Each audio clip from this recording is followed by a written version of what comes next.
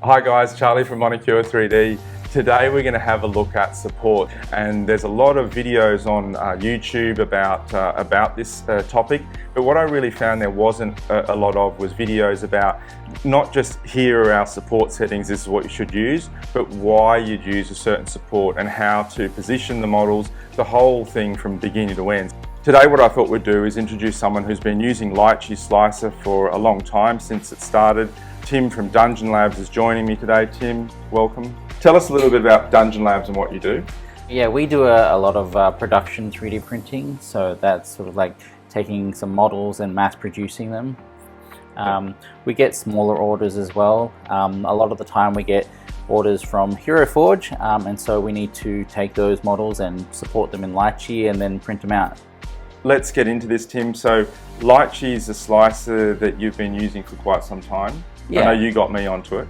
I did. After quite a bit of convincing, you finally gave it a go, and I don't think you've looked back ever since, so that's good. No, I really like the Lychee interface. I think it's definitely a step above some of the others out there. Now Lychee has been a couple of different versions of it. I think it started off as Mango, and now it's Lychee. The guys who developed, it's actually a French company. Thomas, the CEO and I think the main developer. I've been in contact with him, and I know you've got a relationship with Thomas as well.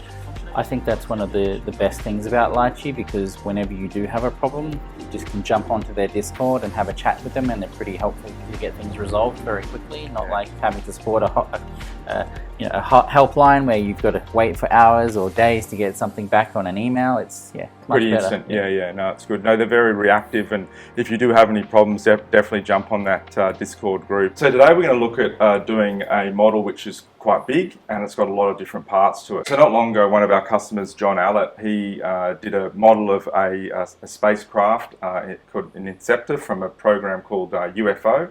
It's in British TV. It was the same guys actually who did the Thunderbirds series. It was their first live action series, and we got a lot of interest. Today we've got one that was one of the ones that I always liked as a kid. It was called the Snow Speeder, or the Rebel Snow Speeder from Star Wars, from the Empire Strikes Back movie. So you can see it here on screen. Designer called Alan Rivard has got this available on CG Trader. It's a paid-for model. I'll put a link in the description down below for the Snow Speeder model if you're interested in following along. Let the guys know what your process is for bringing in a part which has got multiple models. Right, so I typically would start off by, if it's a large model, which I know it is, selecting one of the bigger printers available that we have here. That would be our Frozen Sonic Mega. Just because I want to dump everything at once to get an idea of the scale. So I'm going to just drag everything in, and that'll take a little while to load.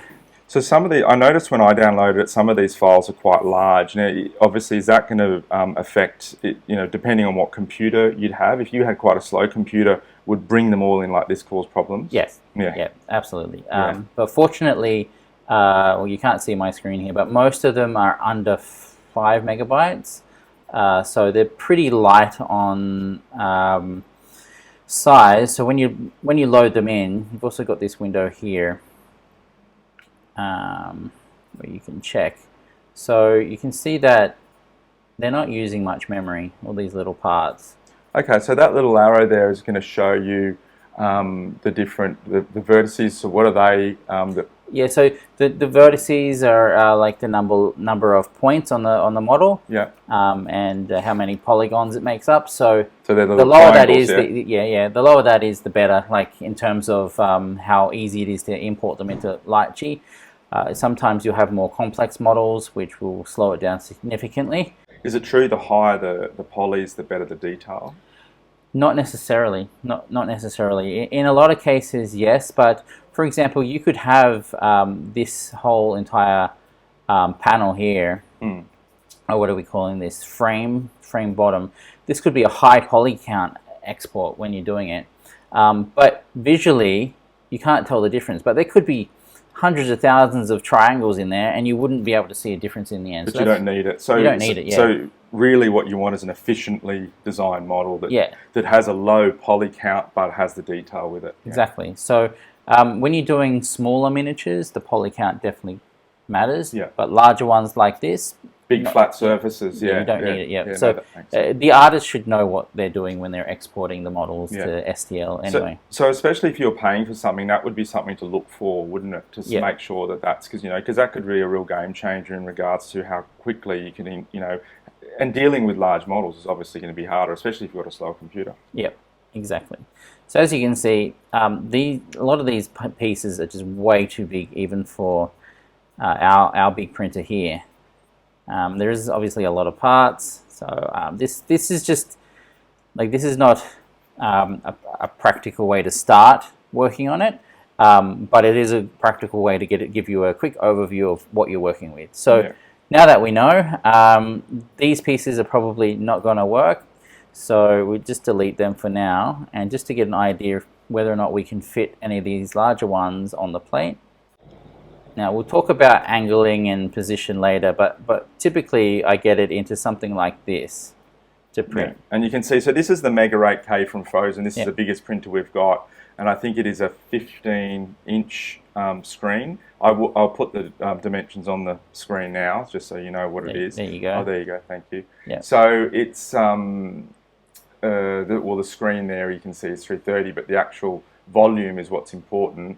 Is going to be 330 across, and the depth 185, and the height's 400. So what Lychee will do is, you can see straight away. So if Tim jumps back to that other screen there, you'll see there that it will show you the bits that are dark and sort of checkered like that. That's off the plate. That's not going to print. So it's saying to you, yeah, we can print this, but just so you know, those bits aren't going to be there. So so Tim's just going to sort of more advanced views here now. If he's got the slider on the side there, and he can show how it's going to print.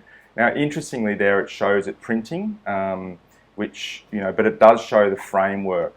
So you'd have to know that that's not going to print. So if you go back to the original layout screen, which is that one up the top left there, I think that's the best way to get this. So even if Tim put that on an angle, it's not going to fit. So how would you deal with that if you're not going to shrink it? Let's talk about how to shrink it first, because that was your original question. So I bring it down so it would fit. So you can drag this center. Use the scale tool here. If you're on something else, you can actually just use a hotkey S. It'll switch to the scale mode. So you've got your various little tools here that you can use to scale it in different ways, like that. But obviously, if you're using these, the proportions are going to be out. There are obviously use cases for this though. So let me just reset this back to 100%. So there's a reset scale there, isn't there, as well, on the bottom left? Yeah, so you could have done that. Just show them. So just stretch out, because it is easy sometimes, I know I've done it, to accidentally grab one of the wrong handles and change the scale in the wrong dimension. Yep, we can reset scale. So now it's back to how it was. Yeah. The important one is this little square in the middle, this cube rather. So if you grab that, you can actually scale all at once. All right, so if we just change our perspective a little bit here. So just quickly, for clarification, someone's never seen Lychee before. Obviously the red, the blue and the green are the different axes. So if you, and then you've got, if you look at that over there, you can see it matches with the color, so you can get a pretty good visual of what it is. You can also just show the guys how you can change the dimensions with that, the little arrows on the side too. So I think if you click on those arrows, you can change it that way as well. So you can do a percentage, and then you can do by millimeter there. So if you had a part that you needed to be a certain size, obviously, and that's where you change it by millimeter. If you work, you can work by percentage depending on what you're doing. But show us. So how would you deal with getting this to be the right size for this printer? All right, so we reset that, turn the uniform scaling on again. So we get a good visual on the entire plate, and then we can just drag that in a direction until we can see the shadow below. Ah, yeah, that's a good tip. Yep, and then you know that it's actually going to be on the build plate. Now you want a bit of width to both sides, just so that it's got a bit of freedom with the printing on the plate. Yeah, I mean, the build plate right to the edge. I mean, we've always sort of had a rule about sort of 10 mil from the edges Is that kind of what you stick with as Yeah, well? because oftentimes the UV kind of isn't as consistent on the very edges. Yeah. All the little LED lights from the UV, it has some glass at the bottom, which kind of causes it to overlap, and that's where you get the consistent UV light. But on the very edges, there's not as much overlap, so you want to kind of give yourself a bit of room there. Most printers, I should say. Well, yeah, it depends, I guess, which one you're using. But look, I think it's a good rule to stick with, and then you just eliminate those potential problems. Okay, so you've shrunk that down, and we can see on the side there that we've now got a new scale. If you click back on the model. So, okay, yep. So now we've got a new scale.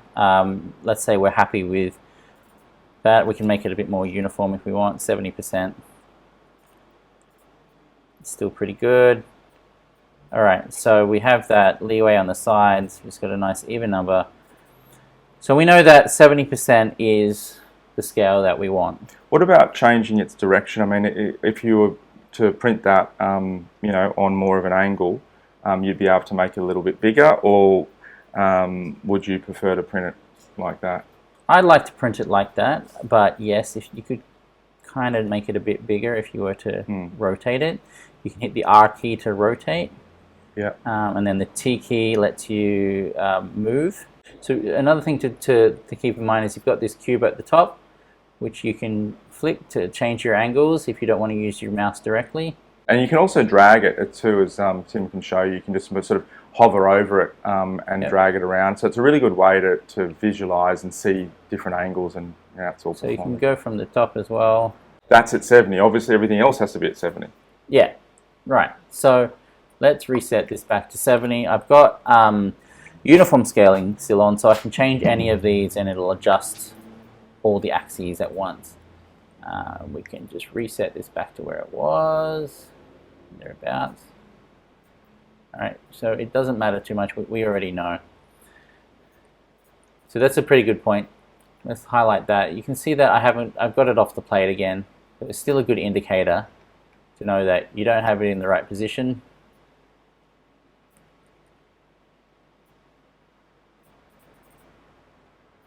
All right, so we're all clear on the gaps now.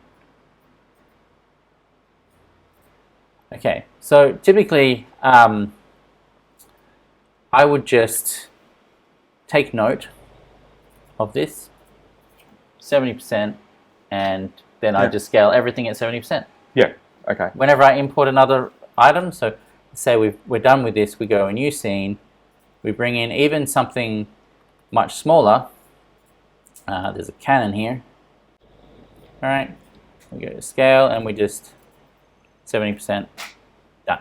So you've got another way, Tim. So that's one way you could do it manually. Each item, you could highlight the whole lot, and you could do it that way. Or tell us this other way. Right. So Lychee has a bit of magic built into it. Right. So if I just bring any model in, you'll notice that I've got this batch option on the side. So ignoring the fact that there's a model there right now. All right, so I can grab any model. All right, we'll ignore that, just so I get this batch option on the side. Okay, and now I'm going to select my input, which is all of the files. I'm going to create a folder named Lychee,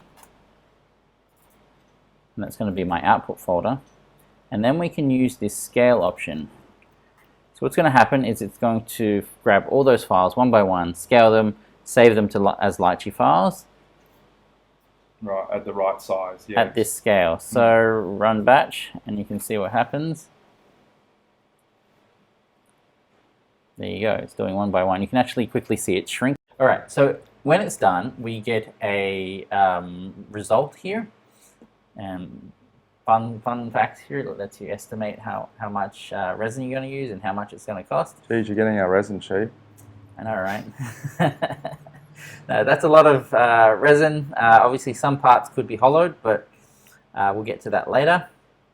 And yeah, we can see, you can open up each one. It's pretty cool. It gives you a result of every single piece. Each individual piece, yeah, that's amazing. So Tim, for the purposes of this video and to have an understanding of supporting, I think starting with something smaller is a good way to get into it.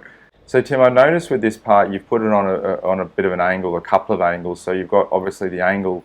Why would have you done that? So I've done it that way to make it easier for the printer to actually print it. Because you're thinking about, you got your FEP, when it comes down and it pulls up, it's got a lot of forces that are going. So the easier you can make it on your printer, the better. It's less fail. So if you imagine you've got a completely flat surface and it's trying to pull it all up at once, because the FEP moves, you've got a lot of ways it can fail. It can get like stuck to the FEP or fall off in a different way. Just to kind of make things easier, if you print things at an angle where it's building up and it's got less volume as it's going, that's a really good way to make sure your prints are successful. Now with some resins you also have adhesion with different layers, whereas if you're printing something like a cylinder all the way flat, you might notice it can at times break in very specific planes.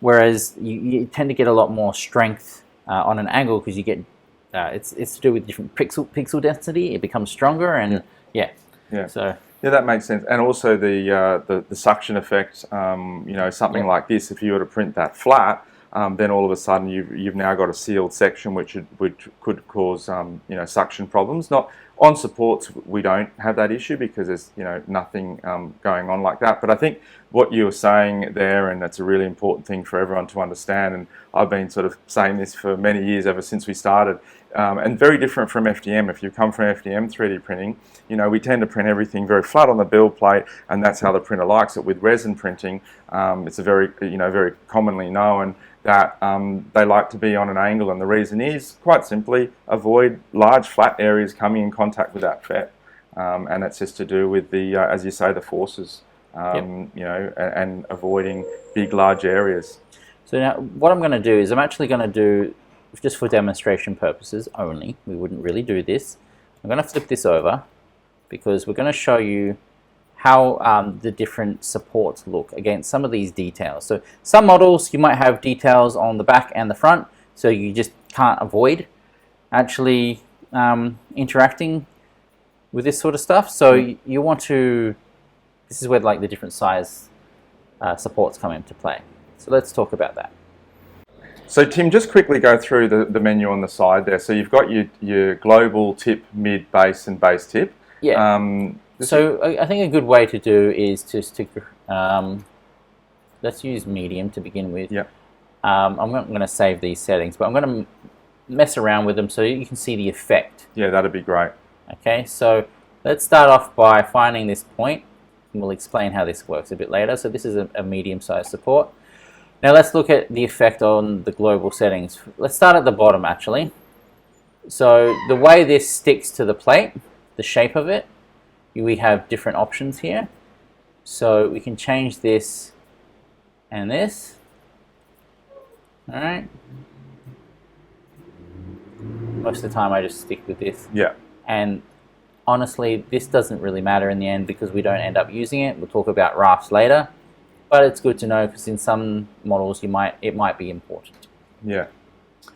Okay, then you have, the good thing about Lychee is this diagram here is quite explanatory anyway. And you can hover over things typically to get an idea of what it's going to affect. I think the valid thing here is, guys, it's really important to go through and just do what Tim's doing here, because so you get an understanding of what each of these settings are doing. Because I think that's, you know, it's very easy for us to go, hey guys, here are our settings, and you guys just copy them. But you're going to be a lot more successful in your 3D printing, have a lot less failures if you actually understand what you're doing and why you're doing it, and what the actual software is doing it. What the actual software is doing, you know, to the actual support by changing those settings. So. So the tip diameter, Tim, just tell us what that is there. Right, so it is basically the diameter of this point right here, so where it connects onto the surface of the model. So just show us, Tim, by controlling the tip diameter what it's actually going to do. So if you take that bigger, that's going to go to the next size up. Yep. Yeah. So obviously this starts to make a little bit more sense when you have the presets and you can flick between them. And a good example of that is, let's say I just delete these and I have a support on here, and I flick to the big heavy, and when this prints, I'm going to lose all of those, that edge. It's going to be a wreck. Yeah. When I snap that off, Yeah. I'm going to lose that detail completely. So this is why it's really important to control that early on. All right, but as we'll see, like, light is the perfect size for this. When I take it off, there might be a little nub. You might have to sand it a little bit. Usually it won't be noticeable, but the rest of the settings on this support, this will never print. It'll snap at some point, unless you build a whole bunch of stronger supports around it and you end up using more support. So we can look at that later. But all the settings come together to be quite important. Yeah, and the tip length is the length of the tip, is that right? From that cone shape? Yes, Yeah. so we also, if you've got the Pro version, which I highly recommend, you'll get this advanced view. You can toggle it with space, and this actually just shows us a little bit more of the tip itself. I like this view because it actually breaks it down what you're actually seeing. So here's the tip. You can move that tip somewhere else. We'll talk more about the advanced settings later, Charlie, but this is just to visualize what this actually means. So this is your tip. This is the length, and I can move that around. So the tip length could be different if I'm dragging this ball. Okay, but this is obviously the advanced setting. So this is the length that you can change. Yeah. Yeah, so many controls and so many things you can do, and yes, you can just use the ones that were in there or someone else's supports, but it's just good for you to understand what they are actually doing. So the important thing to note there is this is obviously, it's like you've got a like a gummy, and you're trying to pull it apart. The more you stretch that, the weaker it becomes. So it's the same. It's almost the same amount of resin, right? You're just stretching it out. So that's going to obviously impact things for you. Now, I've seen guys print with really lanky endpoints there, and it can work, but it's typically like there's a lot more, and it's a very specific use case. You don't want it too tight, and the reason for that is when you start getting. Let me just reset this back. Yeah, I spoke to someone the other day who was using those very, very spindly supports, and he was telling me that he was, curing the resin a lot longer than I thought it needed. One of our resins, and he said, "Oh no, I print all, most of the resins, with this very long cure time because the supports are so small." It's like, well, then you're going to potentially overcure the model. And cause other problems. So I think, going down to these tiny little supports, but then having to overcure it to compensate doesn't make any sense. It doesn't. You end up with this swollen, glassy-looking model. You could paint over it, but you're not going to get rid of that swelling. It's going to look wrong. The proportions are going to be all out. Same thing with this. Like, let's say that this is on a more detailed part. Let's say we need to support this row here, and we start using these. All right, and we get them all bunched together. If these are all if the lengths are all fat like this, they're all going to get clumped together, and it's harder to remove it. It's harder to get into even more details. So you do want to keep this at a reasonable length. Especially if you have the Pro version, where you can start doing a little bit more advanced things. And by that I mean when you can do something like this, and then you can start doing a little fan like this, all off of the one support. So it's all one length, and that'll just cleanly sort of pull off without damaging anything. You can even I think it's important to note that a lot of the things Tim is doing here is with the Pro version, and if you're going to do 1 or 2 prints, then of course you can use the free version. But if this is something that you want to get into, it's not a lot of money, guys, and I think it's a really good way to support people like the guys from Lychee to buy the subscription. It does have a lot of extra features, and I highly recommend it. And as Tim said earlier, the support from these guys is great, and it's going to help them keep making improvements by buying the paid-for version. No one likes to pay for software subscriptions, I know, but I think if we want this to get better and better, then we need to pay for it. Yeah, and it's definitely worth it. Okay, so let's look at the next tab here, the tip. So we can get more detailed with the tip, and this menu, because things start to become a lot more complicated after the global. I mean, think of your global as your easy settings, right? They're the ones that you fiddle around with the most, and it's the most basic settings. When you want some more precision, you go into these sections, and they all have tooltips, which are really helpful. Yeah. All right, and again, it points out exactly what's going on. So I'm going to bring the advanced screen up just so that we can see what's changing here. And so here you see you've got your penetration setting. Now this is set to 0. Sorry, how'd you get to the advanced settings screen again? Just spacebar. Space. So you got this little tooltip down here. Oh yeah. Yep. So it says space. Like I don't usually have that up, but it's on today, so that's fine. Keep it for the demo. Right, so there's a lot more controls there, is what you're saying. So the global is going to, give you the basic controls, as you said, the easy controls, and then you can go in and go, you know what, I want things in particular for the tip, and it's going to give you 4 controls just for the tip. Yep, exactly. So now with the penetration, I don't use any for light and medium because typically I reserve these 2 for smaller minis, and I don't want, basically you'll see that the tip goes further in, and I don't want that because it will snap off in the wrong way when I pull the supports off. And it'll leave a mark. It'll leave a bad mark. Yeah. And with the little miniatures, it's too hard to get in and sand and fix them. I prefer to just pull it off and everything looks good. Yeah, I was doing some looking into this the other day, and I noticed that there was some comments in some of the other videos about the penetration setting not doing anything in Lychee. So I went and did a bit of a test myself. So if you take that tip there and you put it on that edge at the top there, or just take a new support and put it right on that edge there, and then show what the penetration's doing, right on the edge. So it's half on and off type thing, just for this demonstration. And zoom in. I went and did this just to because I didn't really believe that it wasn't doing anything. So you'll see straight away that the penetration actually does do a lot. Yeah. So I don't know if that was in an earlier, and no disrespect to the guys who made those videos, and it could have easily been a case in some of the earlier before an update was done or whatever, that it didn't do much, but it certainly does do does do something. And explain what it's doing, Tim. Yeah. So it's basically just making it so that the support itself is sort of, think of it as a claw, like clawing into the model. Yeah, it's penetrating into the model. Yeah. So you will have, when you break it off, a mark.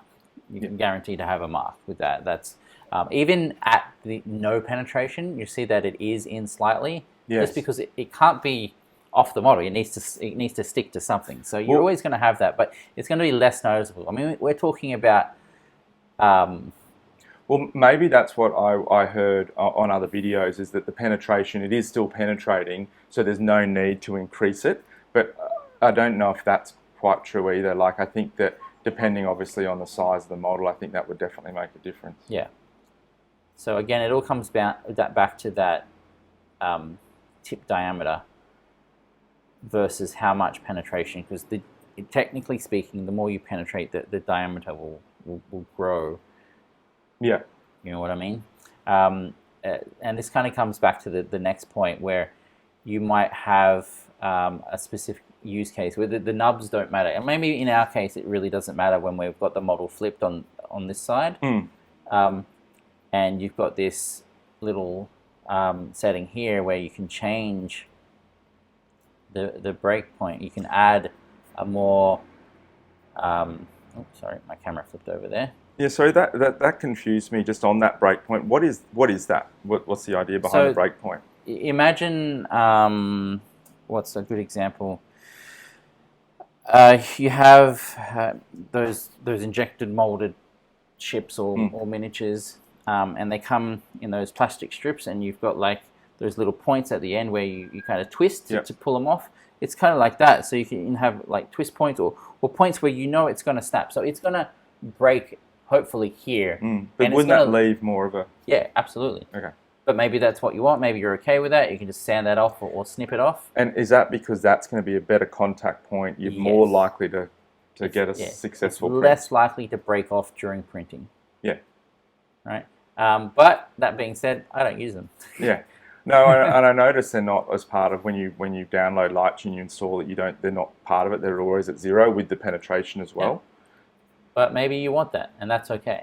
Yeah, but as we said earlier, it's just good to know it's there, guys. You know, and if you are having failures at that point, and it's a lot of places where people do have failures, it's you know what? It's a way of not having to increase the tip size, but get better adhesion. So you can have a tiny tip size but a bigger break point.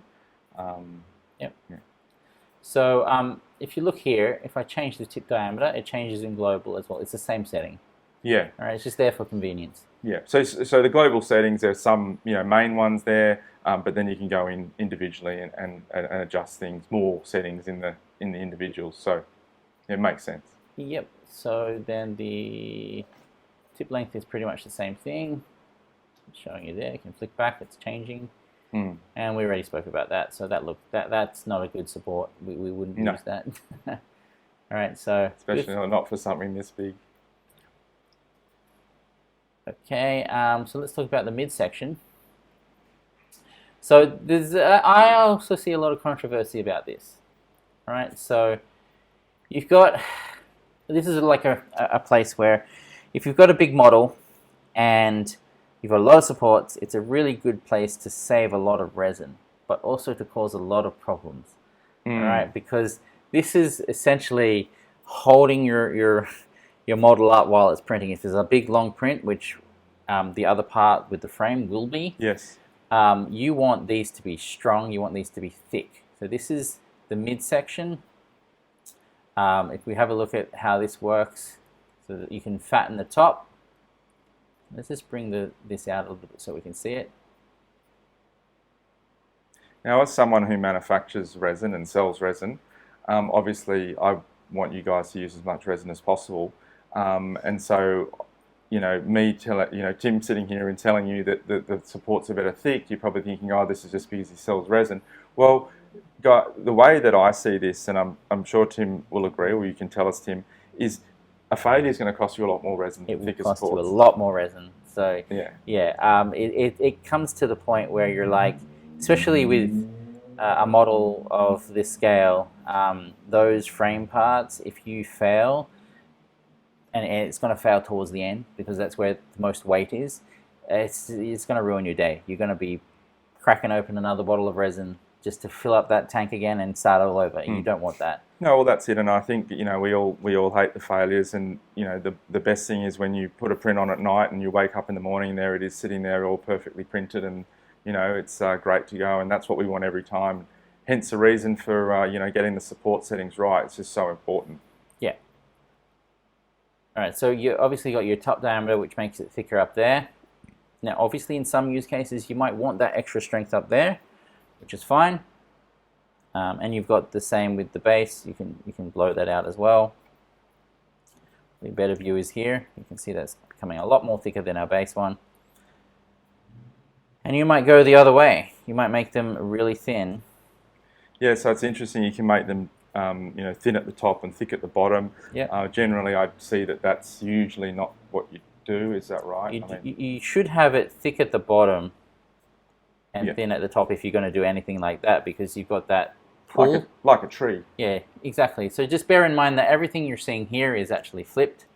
So if you look here, you can see how it's going to print. It's going to print upside down like this. So you want more strength to hold up here. All right, but then again, if you have so much weight at the bottom and you have a ton of tiny supports here, it's just going to be, at some point, one's going to give and then it's going to cascade. Yeah, they all go. Yeah. Yeah.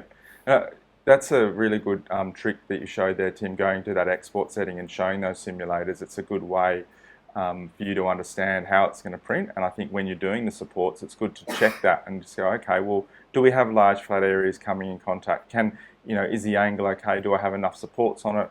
And the more you do it, like anything, the better understanding you're going to have. And, unfortunately, it does come down to having the failures and going, well, that didn't work, so let's try this, and then coming back. And if you always keep an eye on this and check to see how it's going to print, you'll have a much better understanding of it and why it's failed, and then to correct it for next time. Yeah, I mean, and this gives you a good view of. Obviously, we haven't printed from the. All right, so let's talk about this. We already saw in the global settings you could change it. Now this is the more detailed view. So we actually get some more options here. Wow. All right, so I have to say I've never seen anyone print anything other than a cone or a cylinder, I don't think. I've seen cubes done in a certain other program, and didn't appreciate that. I don't know why, but cone is a nice option if you're sticking to these kind of this raft, right? So you don't have a specific raft, you're just having these bases. The bases, yeah. Just because when you go to scrape it off the plate, yeah, it's got a little lip there and it just hooks underneath there and comes off. That's the reason for it. That makes sense. Yep. Otherwise, it just gets and you're just trying to fight with your spatula, your scraper. All right. So yeah, that's pretty straightforward. We'll keep it on cone for now. My settings are not set to cone by default, but that's all right. So I usually have one of them on. I think they do help just give that a little bit more rigidity at the bottom. Yep. So it's the same as the nibs on the other end, really, but this side doesn't matter because obviously we throw these in the bin. So it's just good to have them there, yeah. Diameter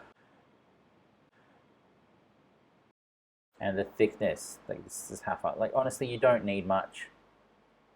So what we got on here is 0.38 millimeters. You don't need a lot. You shouldn't use a lot. In this case, it is a waste of resin. Yeah, right? Fair enough. You don't want chunky bases, and I've had models that are pre-supported that have chunky bases, and I've just been really irritated because it is a waste of resin. It's where most of obviously you got your burn-in layers, but that's where most of it kind of starts, right? So it's not where you want. It's not necessary. It's not where you want to be spending your money. Yeah. So another thing to look at here, just to show you what I just did, let's say you want to print flat. All right, so you got this in rotation here, you've got on plate, so you can select the surface and it'll match it to that. Yeah, that's a great tool. I use that all the time. All right, so the reason why I wanted to show you this is, let's say I'm printing it like this, but I have a weird overhang and I wanted to add some supports. Obviously, this is a terrible thing because it's connected. Attached, yep. Yep. So I can actually, even if I have a bunch of them along here, like that, I'll show you how to do that later. This is, you're gonna have to be cutting and sanding this all off, and it's terrible. Yeah. So if we use this base and adaptive base option, it actually cuts a line, so it doesn't join to the model. So it's saying I'm going to be adaptive. I'm not going to get in the way of the model. I'm going to make sure there's a gap between the two. Yeah, that's great. Are you not going to show us how that you did all those supports at once, Tim? Come on, it's killing us. We can't wait any longer. All right, let's have a look at that.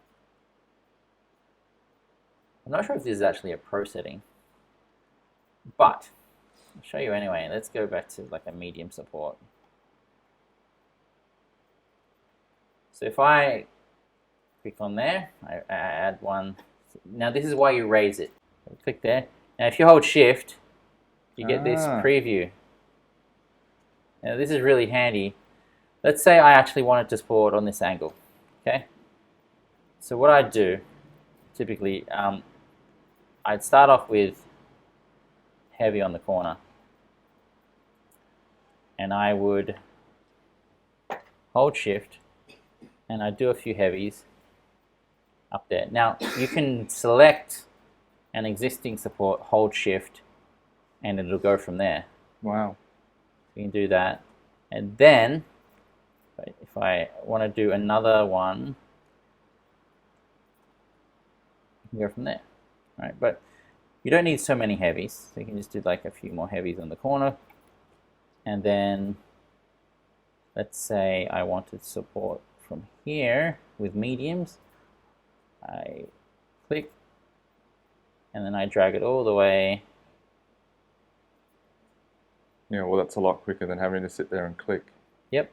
Now, you might say that these are too close together. Mm-hmm. So let's undo that. How do you select a lot of supports at once? Show us that, because I've always found that a bit tricky. So if I go like these, I can select, hold shift, I can click them. Yep, one at a time, yep. Yep. And you can shift to unclick as well. Okay, yep. All right, so then you can actually change specific ones. Oh, okay, so then you can click, if they're selected, it shows you up the top there, doesn't it? The selected supports. Yeah. And with that, it will, whatever you've got selected will be your next support.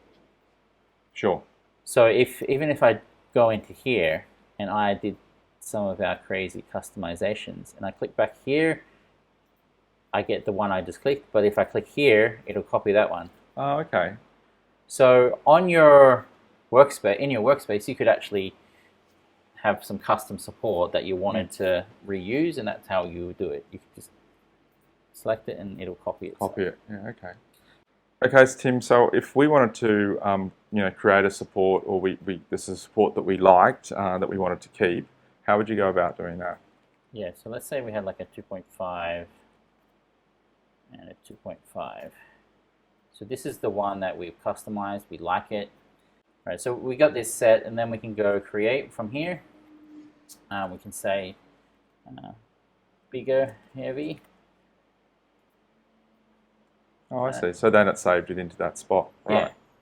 And then you could also say, okay, I don't actually want it like that. I want it to be kind of like that shape.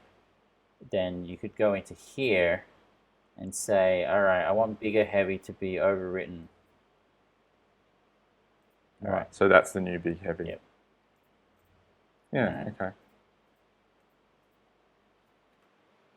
And if Excellent. you don't like it, like I don't like it, so we can delete it. Delete it, yeah, or rename it, or whatever. Yeah. So there's those options there. Yeah. Excellent. So that's given a bit of a demonstration of that sort of stuff. Now, before we go on to fixing or making this a bit easier, I was going to say before now, maybe you don't like the way that these are together, like it's too close. You want to space them out a bit more. Let's just get rid of some of these. Okay, so you can come into your manual settings, and you've got this interval. Yep. All right. And you've got two different intervals. So you've got one for support painting, which we're not doing at the moment, so don't get confused with that. And then you've got the inline. So we're doing inline. Okay. Right? So let's say we want them 5mm apart. So you can see when I'm holding shift now, the dots are further apart. Oh yeah, that's great. So you can just do that. Amazing. Yeah, so you could then go like a big heavy between those if you wanted to. So if you put a big heavy there in that space. Exactly. So I could click here, and remember I've still got the medium supported, so I flick that to big heavy, and then over here, do that. Yeah, right. Probably not a case for doing that, but hey, you can do it. You can do it. Yeah, yep. You can do it. So let's just quickly add a bunch of supports. I want to show you something else. All right. Now, I'll show you a couple things, because this is getting very busy already. But you can see how quickly I'm done with outlining the supports. Yeah.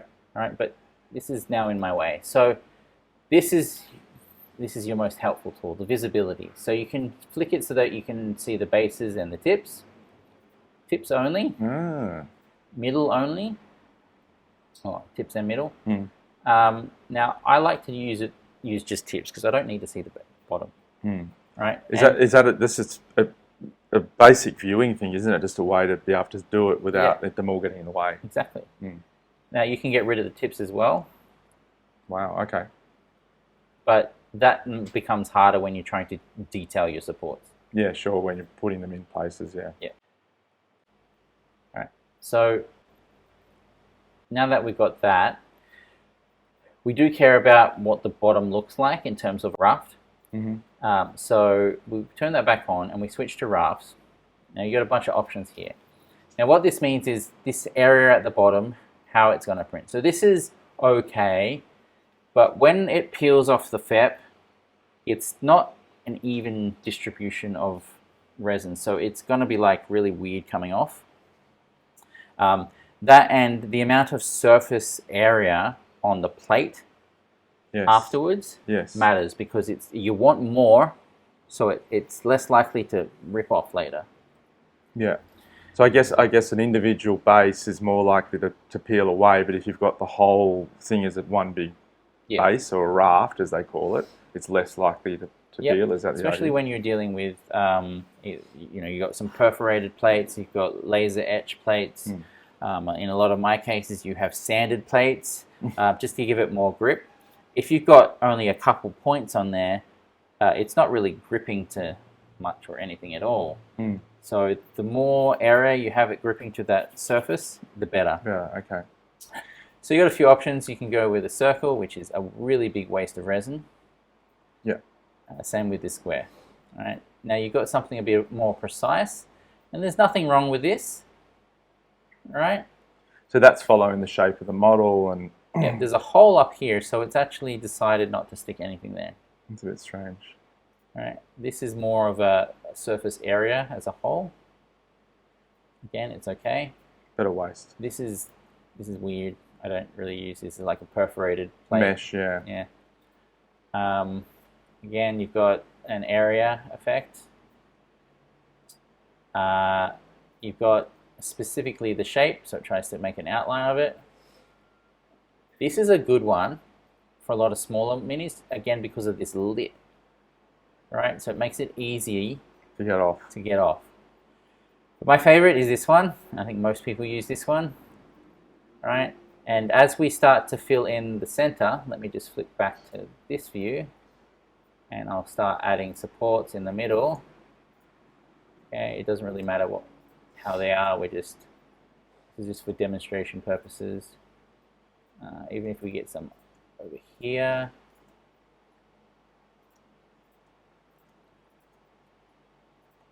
Yeah, I can see what you mean by that visibility tool. If you were trying to do that, just turn it off to show. It makes it really hard to see unless you're coming directly from underneath. So that's a really good tip. Since I'm in that view now, we'll just flick back to this. So you can see it starts to create a cross pattern. So this is actually, it's good for saving resin, but it's also still strong enough. Yeah. But bridging them together, I guess, yeah. So the important thing is the initial layers, the peel, it's going to stay because it's all connected. And then it's got that overall surface area where everything's pulling at once and you've got all that weight. It's still all connected, so everything's supporting each other. Yeah. And that becomes even more evident later when we start adding the cross links. So the bracings, you get something like this happening.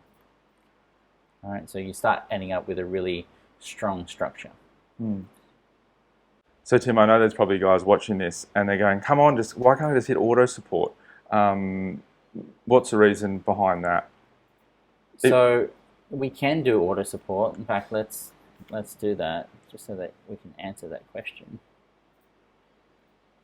All right. Auto. So you got a few options here. Yeah, explain these options, please, because I know that there's a bit of confusion around these and what they do. So you have supports that will just basically get thrown on everywhere. In fact, we can just show some examples of this. Yeah. This is not really a great model for it, but we'll see anyway. Yeah. Okay. All right, so you can see this is a terrible job. Okay, so it's found some islands here, here, here, and here, and it's added the supports automatically.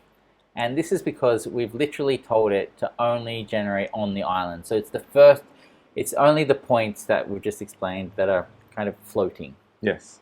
Okay, so the most obvious is the very first one at the ground level here. So it's done what we've asked it to do, but yeah. The other problem is of the supports it's used. It only uses what you've got selected. It's not smart.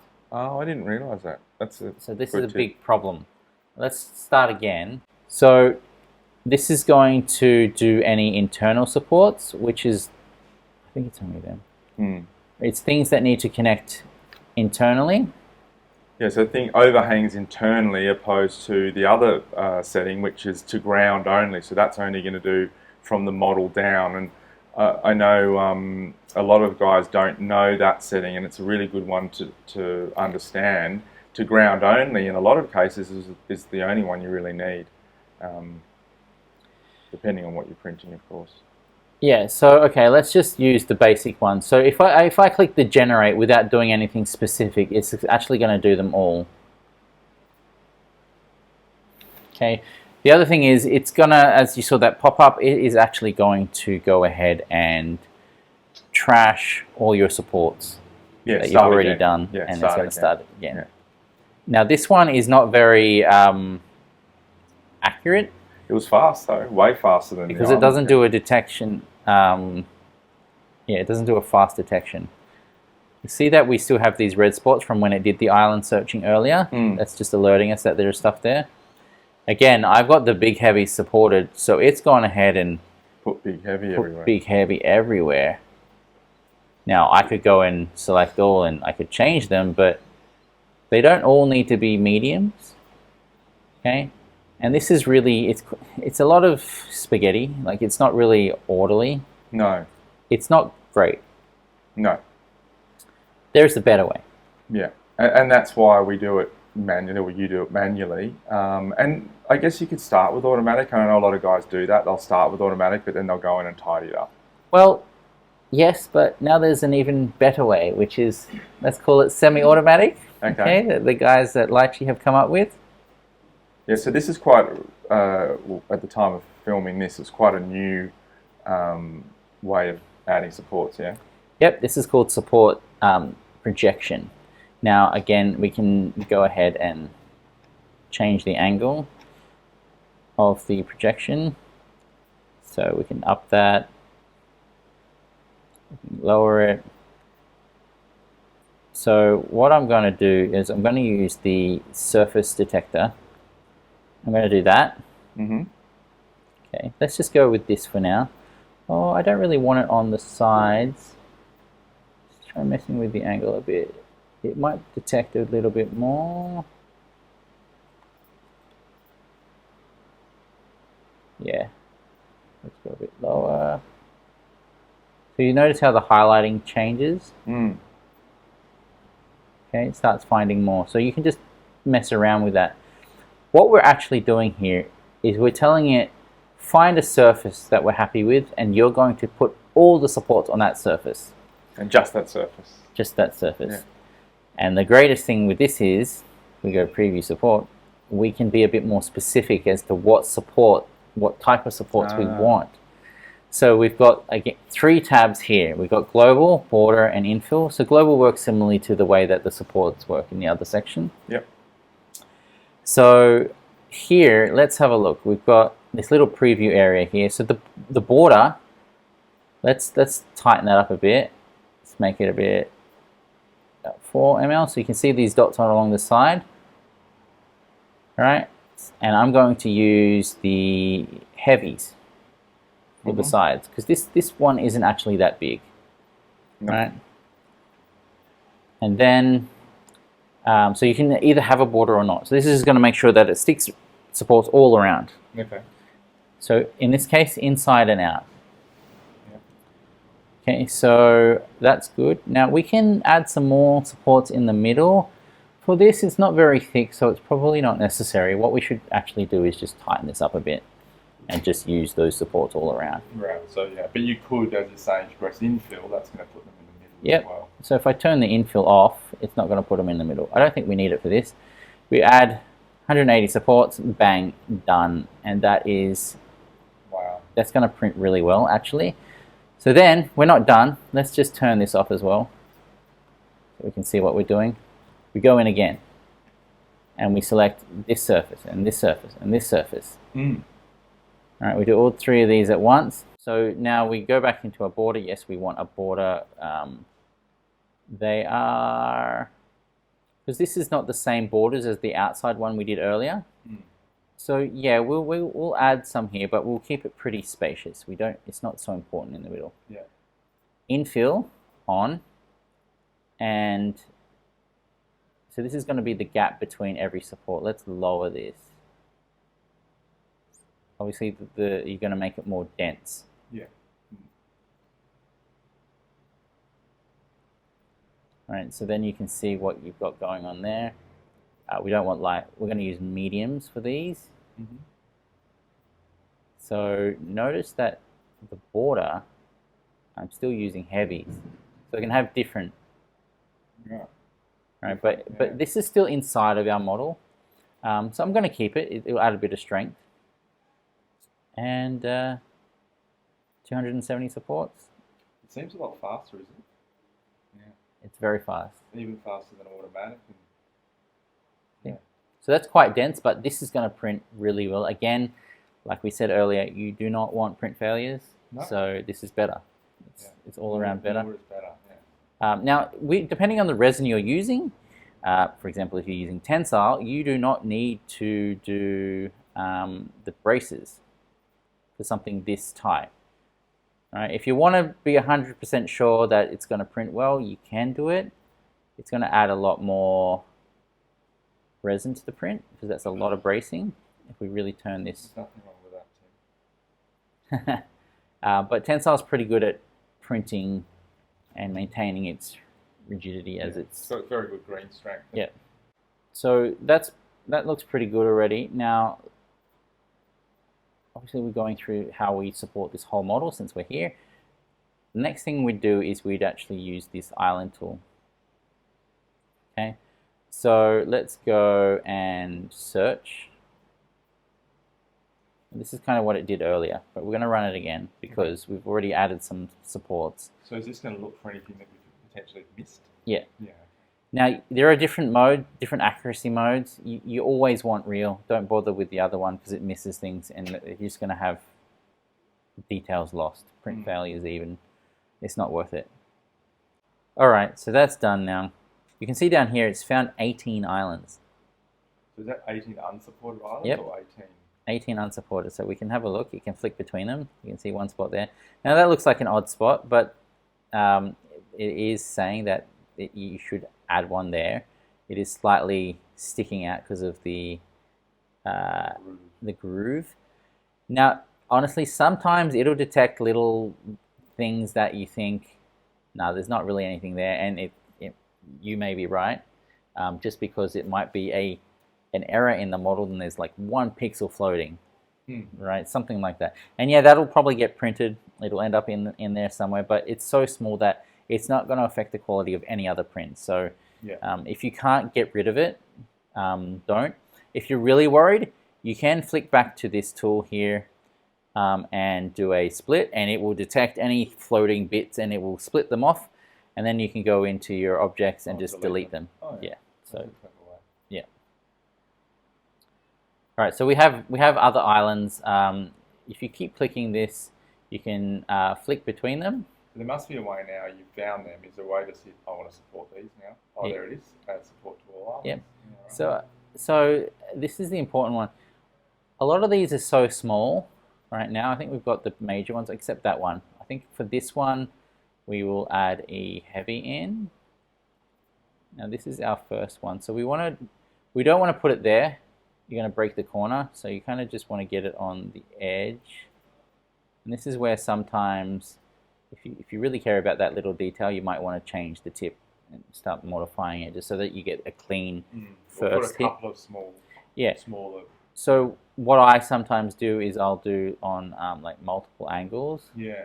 like that, Yeah. and then you'll end up with, so this is actually a groove here, so we can't stick it there unless you want to file it. You could do that and then you just have to sand it out later, but Yeah. like a triple support on the base, that's nothing bad with this. You're adding a lot of strength to your initial base point anyway, so yeah, you can do that. These others, what we'll do is we'll actually switch to, we'll keep mediums, and we'll add supports to all islands. And you can see there, some of them have popped up here and there. Some of them are inside, and these are fine. Now this, I think, is one of the times where Lychee does a mistake. I don't like it. Okay, so what you can do is you can get in here. Actually, I don't think you need to do that. You can actually just click this. Yeah. Mini support. You want these as minis. Yeah, so it basically only keeps the midsection. So you actually get a different menu here. So it keeps only the midsection. There's no joint or anything. Okay, so it's just like a bar, essentially, just a cylinder. Yep. Control Z sometimes does not restore back to how it originally was. So yes, it's just that. It's a pretty useful thing when you're getting inside things and you've got little gaps between this and that, but most of this is all right.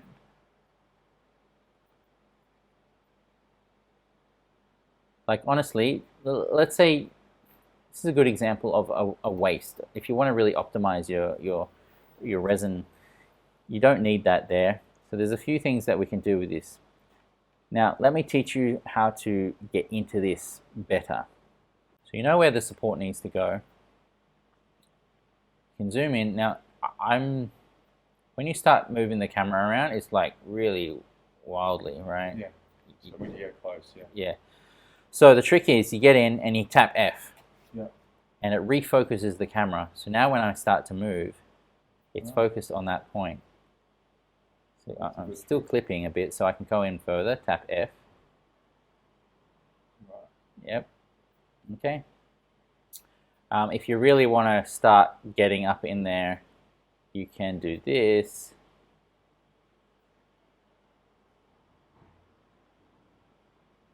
All right, so that you're clipping off the bottom of the model.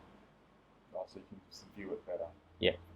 So if you really wanted to just add a support directly to there, you can do that. We actually just need a light one on there. All right, but that's not what I'm trying to show you. So let's keep this on. Now there's a few things with this one you could probably get away with that. So let me tell you how I did that. If you hold Control and Alt, you see how it previews a different kind of support. So you Control and Alt and you click, and then you've got a support coming off there. That's a mini. And you can click anywhere. So if I click down here, it's a pretty good surface. Now, this is a pretty thick one. Probably doesn't need it. That's all right. If you're going to look too closely in there, then okay, but you can just file that back. The point is, it's not going to leave a flat on there. Yeah. All right, Charlie, so there's a few that it's detected on the edge here. This is probably one right here.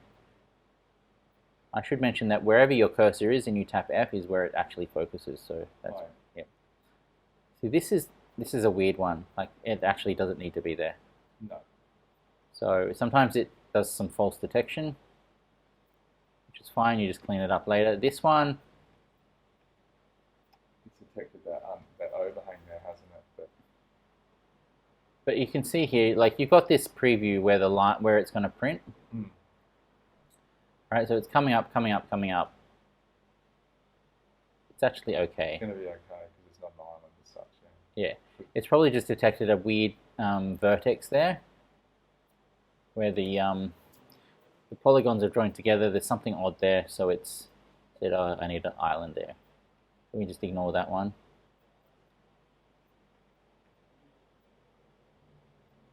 This one, yeah, I think that's the same business there. We don't need that there.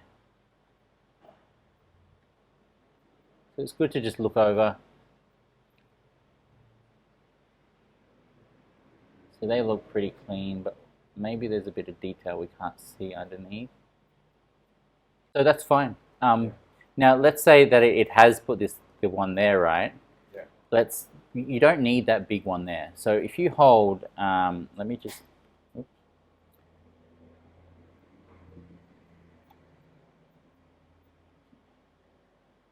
That's better. All right. So if you hold Alt and you click there and you keep holding Alt, you see how you can select where the other end of the support is going to be. Not always to the ground. Yeah. So I could actually tell it, I want you to come down here onto this support. So now it's just created a support off of a support, which is totally fine. And even better, if you have the Pro version, you can start pulling this up to kind of make it a bit of a even better angle, like this. Yeah, wow. All right.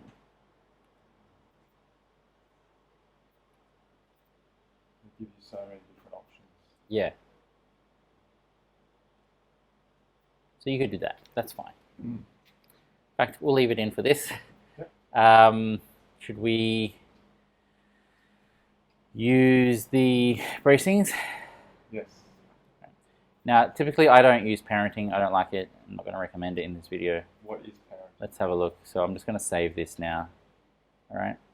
So let's use parenting. By the way, Control A selects all supports. Oh yeah. Yep. All right. So add parents. Let's have a look what it does. So it actually starts removing supports. And then it creates branches. Think of them as tree trunks, and creates branches off of them, merging the old supports with them to make it less. Now this might be okay, but again, you're reducing the number of connection points to the plate, which I personally don't like. No. All right, Charlie, there's another feature I wanted to show you. So you've got this support painting option. So let me just stick on some heavy. So what that does is, this is a good surface to show you on. You can actually just drag your mouse around. You see how it's like doing this? Oh, just like painting on the supports. Yep. So I'll just delete that. I'll go in a bit closer so you can see the little nibs appearing. Oh, I see, yeah. Yeah. So notice how I can't paint in here now? That's that setting there, isn't it? The yeah, so I'll delete that. interval setting again. So let's just do something crazy like 1 millimeter. Oh, okay. Yeah. If we have a look at this, this is a large model, so you want a lot of supports on there. Yeah. But they developed this feature before they did the projection. So projection is better now. And you wanted to then go in and do some more without using the projection, then you could just go and paint around with it. Yeah. Yeah. And it's really useful to not have everything visible while you're doing this. All right.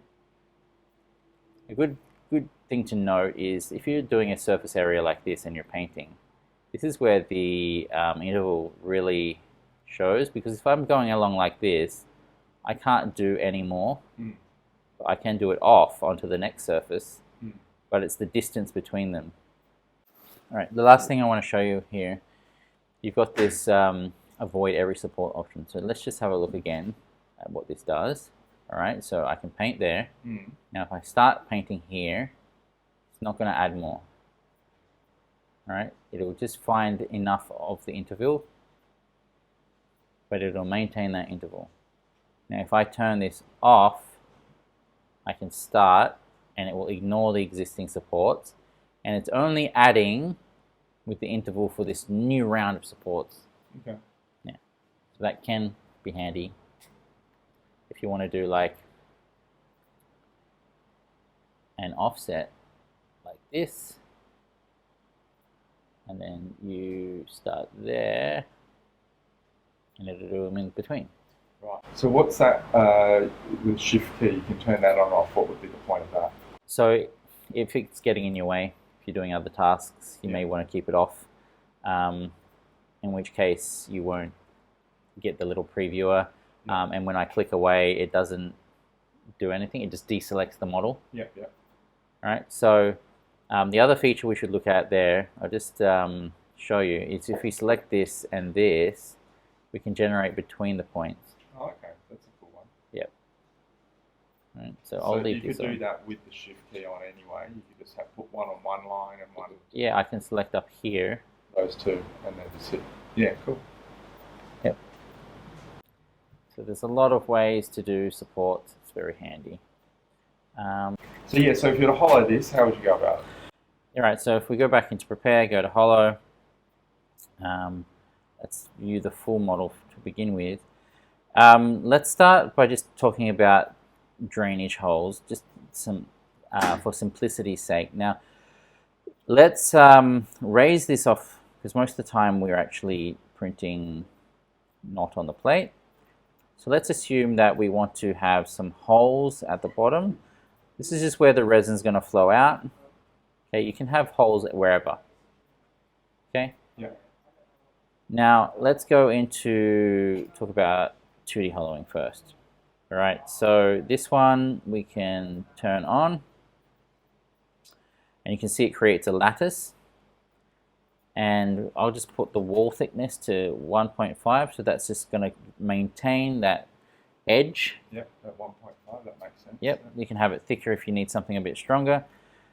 These settings you can mess around with, it just changes like the density and whatnot. And it shows you the preview up the top there. Yeah. So this is basically going to create this lattice network in between the model. So you can see as I zoom up, Basically, go up and down. Supports. Yeah. So you can see where the holes are. It doesn't actually print there. Yeah. So here. All right. Now, the problem is, what's going to happen is, when this prints, you can end up with a bunch of bits of resin stuck inside the lattice. Uncured. And even if you wash it out, it's really hard to get it dry. There's always going to be what we call like resin water. And even when the temperatures change, like we have drastic weather shifts here in Australia, what's going to happen is you're going to have a chemical reaction. Gases are going to form. It's going to pop the model. It's going to crack. Yeah. So you don't want that. I wouldn't recommend using this. It was a nice idea when they first created Lychee, but I've had a lot of issues with it. I think other people have as well. So hollowing 3D is much better. If we turn this on and we add it, you can see it's fully hollowed it out. There's nothing in between. Yeah. Now, okay, we got to cover this. If you did want some supports in there for whatever reason, maybe there's something hanging there, you can still go in here and you can add specifically what you need, and that's what you should do. This is not going to break anything. It's easy to clean it out. There's nothing getting in your way to clean that out. You can fill this with resin away, give it a good shake up, pour it out, and then shine a UV light inside, because you've got big enough holes to do that. All right, so it makes it a much easier hollowed model to clean up without it risking cracking. So let's now take some of these holes off. We'll talk about holes a bit better now. Starting by adding a really big hole. Let's change this to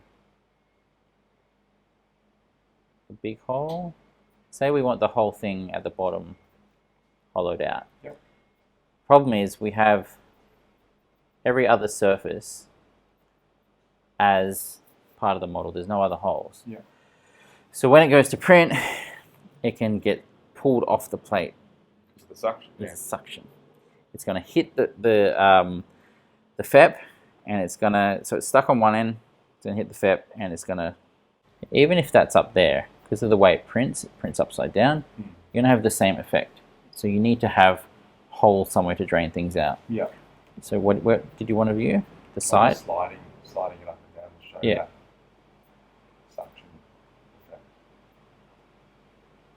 effect. Yeah, so we're actually probably better to preview in here actually. Check it out. So when it's printing like this, right? So in between we see that there is nothing going on here. So you've got all this force. And that's what can end up, the force on the FEP can overcome the force holding it, and then you get it pulled off. Yeah, so it depends on how you're doing it. Like you could do it like this and then you can fill the gaps later, which you typically do. But if you are printing flat to the build plate like this, just get rid of these old supports. Okay, then you're going to have to do something like this. All right, and this creates a bit of a tunnel and makes it easier for resin to escape. Now you've got this other option here called penetration. That's just going to change the amount that it goes through. Yeah. Now you could also go through the whole way. That's another way you can do it. So that's actually a pretty good way to ensure. So you've also got an advanced mode in Lychee where you can go in and you can tweak the shape. So you can shrink it like that, like that. Yeah, you could make it stretch out. Yeah. Change the angle. That would be a bad idea. So how did you get back into that advanced mode? Oh, Just the little tab here. Yep, so it's just another option that you've got. Talking about that suction, you got the suction cup detector as well. So earlier it should have detected that there was a problem if we did a search. Yeah. I don't know if it'll still do it now. Yep, see? So that's what we're talking about. It's pretty smart. Okay, so that's showing you in yellow that all those areas. Another feature here is these drainage hole, 3D drainage hole conversion. So we get out back to classic mode. Let's take these off for a second. I might make it bigger.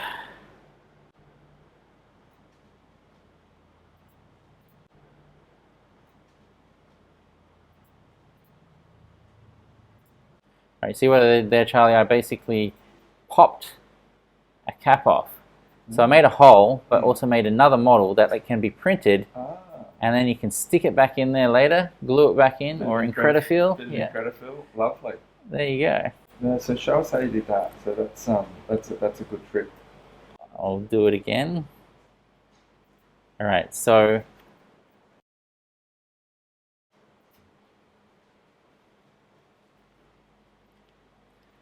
basically make a hole. Yeah. And select it, and then say what you want to generate from it. Okay. So I'm going to get a cap and a hole. Creates a separate object. So I can go back to layout, and I can print that. I can even just stick that straight on the bag. And that could also happen for the sides as well. Does that keep the curvature of the side? Let's have a look. Fall to the bottom. Looks like it has actually. Yeah, it has. Yep. Yeah, that's very handy. I would actually put this on a support as well. Yeah. Honestly, I'd stick it up just like this. You don't need much support. It's because you're going to reduce the amount of rework you have to do later. Something just like that should be able to print it. Sure. And then you won't need to file down the flap.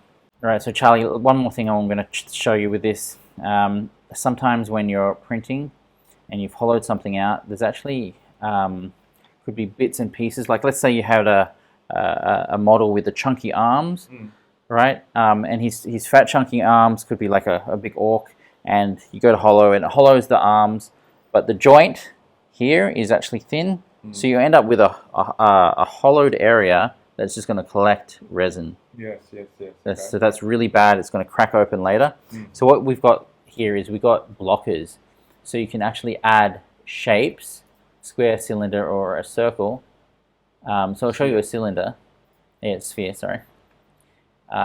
So in here, you can drag that out.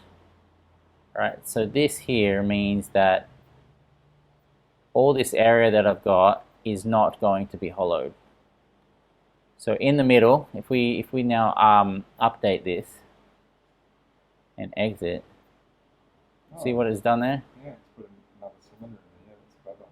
So this is a really good way to fix that problem, or just to make other shapes that you want to print. If you don't want to jump into Blender or something, you can do something like this. Yeah, okay, that's a great tip. One other feature I want to show you when you're doing hollowing, we talked about doing things in the middle. It can be a bit tricky, right? If you're trying to do supports in here.